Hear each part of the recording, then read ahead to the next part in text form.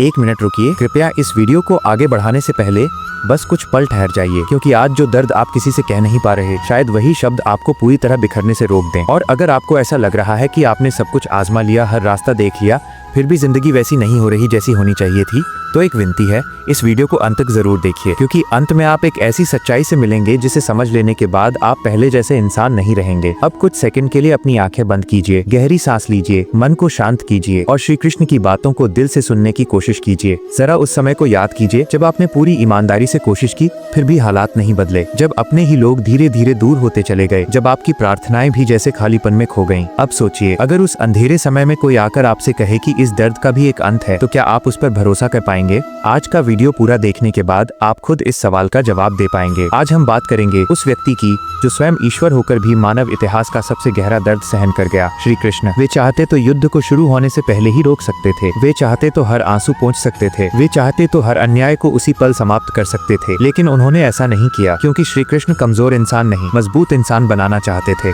अगर आज आपकी जिंदगी बिखर रही है, अगर सब कुछ हाथ से फिसलता लग रहा है, तो समझ लीजिए ये शब्द सीधे आपके लिए हैं। कभी आपने सोचा है कि जो लोग सच्चे होते हैं, अच्छे होते हैं, उन्हीं के जीवन में सबसे ज्यादा परीक्षाएं क्यों आती हैं? अर्जुन ने कोई अपराध नहीं किया था, फिर भी युद्ध भूमि में उनके हाथ कांपने लगे। गांडीव उनके हाथ से फिसलकर जमीन पर गिर गया। उन्होंने कहा, हे केशव, मेरे भीतर अब लड़ने की शक्ति नहीं बची। इस एक वाक्य में डर भी था, असहायता भी थी और अपनों को खो देने का गहरा भय भी। श्री कृष्ण ने तुरंत उत्तर नहीं दिया, क्योंकि जब मन टूटता है तब सबसे पहले सलाह नहीं चाहिए होती, तब चाहिए होता है कोई जो बिना जज किए आपको समझ सके। याद रखिए, बुरा समय आपको सजा देने नहीं आता, बुरा समय आपको भीतर से तैयार करने आता है। अब एक प्रश्न जो शायद आपको बेचैन कर देगा, अगर श्री कृष्ण चाहते तो क्या वे द्रौपदी के अपमान से पहले दुशासन को रोक नहीं सकते थे? फिर उन्होंने ऐसा क्यों नहीं किया? क्योंकि अगर अन्याय कभी सामने आए ही नहीं, तो न्याय जन्म कैसे लेगा? श्री कृष्ण जानते थे कि यह पीड़ा सिर्फ एक घटना नहीं है, ये एक ऐसा संघर्ष है जो सिर्फ कुरुक्षेत्र में नहीं, बल्कि हर इंसान के अंतरात्मा में लड़ा जाएगा। आज आप जिस दर्द से गुजर रहे हैं, वो भी एक तैयारी है। शायद आज नहीं, लेकिन सही समय आने पर यही दर्द आपकी सबसे बड़ी शक्ति बन जाएगा। अब ध्यान से सुनिए श्री कृष्ण द्वारा बताए गए 5 जीवन सूत्र। पहला सूत्र, शिकायत छोड़िए, प्रश्न कीजिए। अर्जुन ने ये नहीं कहा कि मेरे साथ ही ऐसा क्यों, उन्होंने पूछा, मेरा धर्म क्या है? प्रश्न रास्ता दिखाते हैं, शिकायत आपको उसी दर्द में फंसा देती है। आज खुद से पूछिए, ये संघर्ष मुझे क्या सिखाने आया है? दूसरा सूत्र, कर्म पर टिके रहिए, फल छोड़ दीजिए। गीता कहती है, कर्म आपका अधिकार है,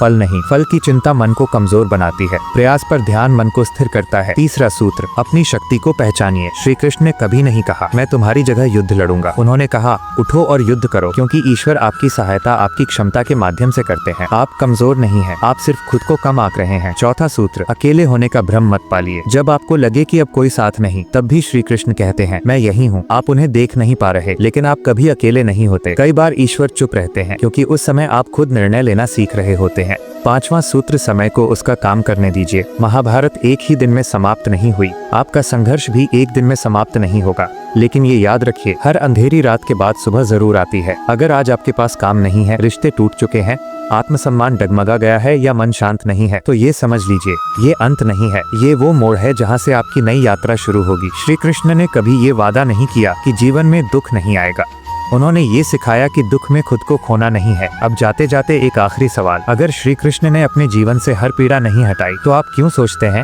कि आपका जीवन संघर्ष से मुक्त होगा? अंतर सिर्फ इतना है, श्री कृष्ण दुख में टूटे नहीं, उन्होंने इतिहास बनाया। अगर आज आपका जीवन टूट रहा है, तो इसे समाप्ति मत समझिए, क्योंकि बिना टूटे कोई भी चीज मजबूत नहीं बनती। अब एक छोटा सा अनुरोध, अगर इस वीडियो का कोई भी शब्द आपके भीतर कुछ हिला गया हो, तो इसे लाइक कीजिए। ये एक लाइक नहीं है, ये किसी और टूटे हुए इंसान तक ये संदेश पहुंचाने का माध्यम है। अब कमेंट में लिखिए, मैं मजबूत बन रहा हूँ, ये लिखकर खुद से वादा कीजिए। और अगर आप चाहते हैं ऐसी ही शक्ति, ऐसी ही स्पष्टता, ऐसी ही शांति नियमित रूप से अपने जीवन में, तो अभी सब्सक्राइब कीजिए, क्योंकि श्री कृष्ण आज भी चुपचाप मजबूत लोगों के साथ खड़े हैं और आज से आप भी उनमें से एक हैं।